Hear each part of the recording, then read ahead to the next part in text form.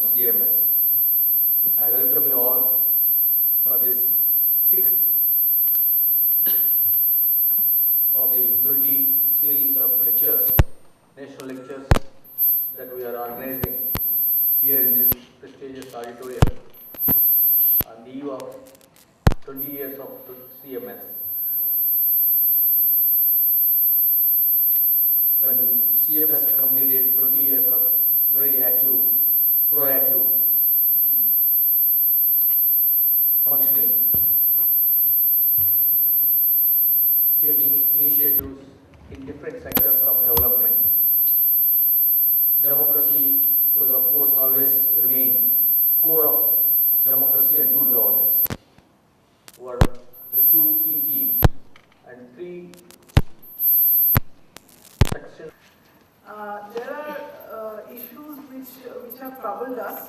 In fact, we as a planner, I won't use statistics, are not really, because statistics we all know, but I somehow would dwell on an approach, on a vision, on an approach, which I think troubles all of us, whichever field we are in, who are concerned with urban areas, and a planner's viewpoint, a planning viewpoint, and where does participation come in? Now, we build our cities, we plan our cities, but we don't, we plan our cities, but we don't implement our city. We don't ensure that it gets implemented.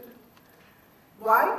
Because planners sit in their own enclaves and plan, and there is no people's involvement. We plan for the people, but we don't involve the people.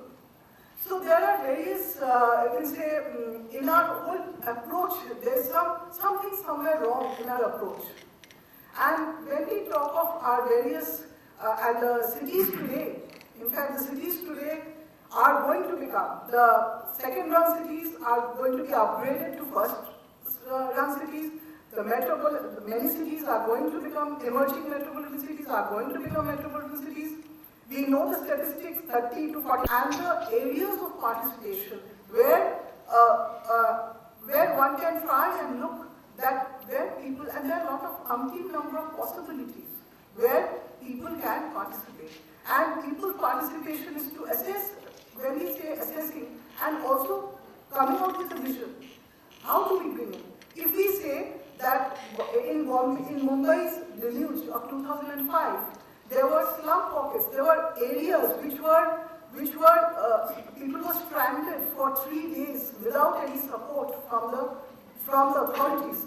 Then how do we empower them? How do we build the capacities to withstand the vulnerability, withstand their vulnerability? There have been debates about Kuznets curve. There have been debates about the environmental Kuznets curve, that yes, they are over a period of time, you can have the capacity and the capability to withstand environmental degradation. But then, how do we go about it? How do we go about it? How do we empower the poor in order to go? I think I stop at this, and I will leave the floor to Professor Sivaramakrishnan, and then maybe we can. And those political parties in their consensus decided that, yeah, this is quite atrocious, that candidates seeking elective office should bear their purse and bear their antecedents before the voters, unheard of. And so they passed an ordinance specifically to prevent that. And the Supreme Court very rightly held that you fellows are bringing an ordinance specifically to bypass the judgment of the Supreme Court. This will not work. So they struck that ordinance down. And a very interesting thing, since Dr. Badri has referred to public participation, it was also a very important lesson because just getting hold of these antecedents and circulating it to the voters was itself a big job. One of the problems was really xeroxing the copies of these affidavits. But eventually when we got it around and so on, after the elections were over, then some of us were scratching our heads. And we said, did it make really a difference? If he said X percentage or crore-patis, those days during that election was, we were impressed by lakpatis. Now I'm afraid lakpatis are pretty marginal. So we now only talk about crore-patis. And Yogendra Yadav and a few others did a special survey of the voters. And they said, did the affidavits and the information disclosed by the candidates influence your choice at all? And the voters said, no, not at all. So do you think in that case we should continue to ask for this? And the voters said, most certainly. So what's the point? So whether we use that information given by the candidate or not is our business. But it's the candidate's business to tell us what their background is. I'm mentioning this because in a country like India, analysts and experts generally tend to believe that the large mass of the public, and I must tell you, one of my very dear friends, Dr. Ashish Bose, has consistently held that the Indian census is an undercount. Well, this is 2001 census. We are all very busy people. We are also prolific people. We don't necessarily keep quiet. We have not kept quiet for the past 10 years. And therefore, the present population will certainly be, more than this. But just for your background, this is what we have. And for a country like India, these averages, aggregates, gross figures do not mean much. But for want of anything else, I suppose we may use it. And then, as I've said, we have these three types of creatures: municipal corporations, 139 of them municipalities, Nagar Panchayats. And then we have the 35 million plus cities, and 7 of them, are mega cities, and between themselves they have nearly, 65 million people. That's a sizable part of our urban population.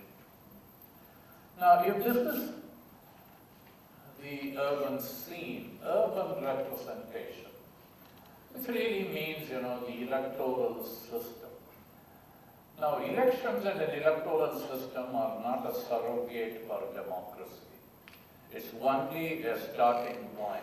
One of the problems we have is, the census follows a particular type of delineation of urban areas. The Delimitation Commission, which after a gap of 30 years delimited its parliament and assembly constituencies, they follow a somewhat different. The question is, can a change make a difference? And I'm just suggesting a tenuous example of Rajasthan. Now, Rajasthan very recently, after Ashok Gehlot took over, decided that the chairpersons of the cities will be directly elected by the voters.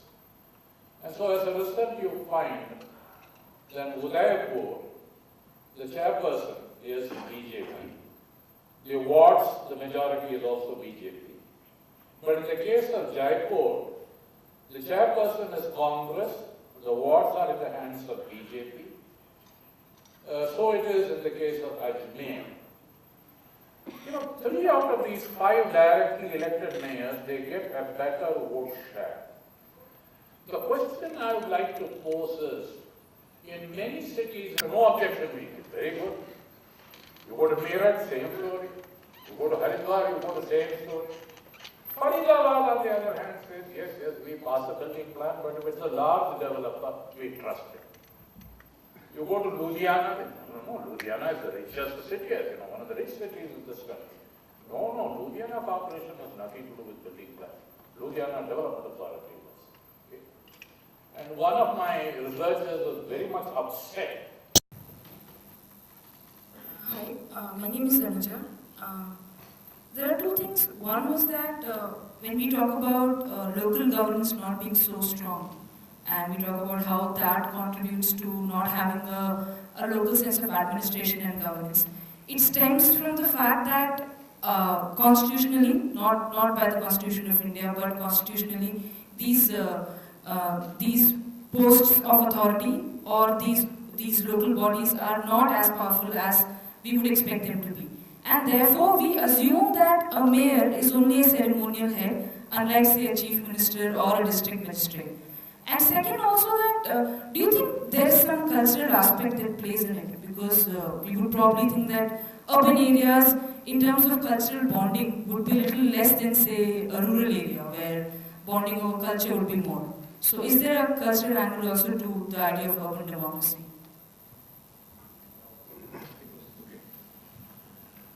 Question that you brought out and highlighted in your presentation actually scared, I think should scare most of us sitting here. And we just celebrated National Voters Day on 25th January, and I am wondering now that in this dilemma, and you're asking young voters to vote, what and how, and in which direction are we envisioning India today? So thank you very much, sir. And one thing that I can assure you after listening to you is that persistence and obstinance is something that we also value, and I promise you that in your journey of making democracy much more representative, we assure all commitment and support to that. On behalf of CMS, I'd like to thank you very much for once again coming today and celebrating 20 years of our existence, and we hope that we will further work on the areas that you.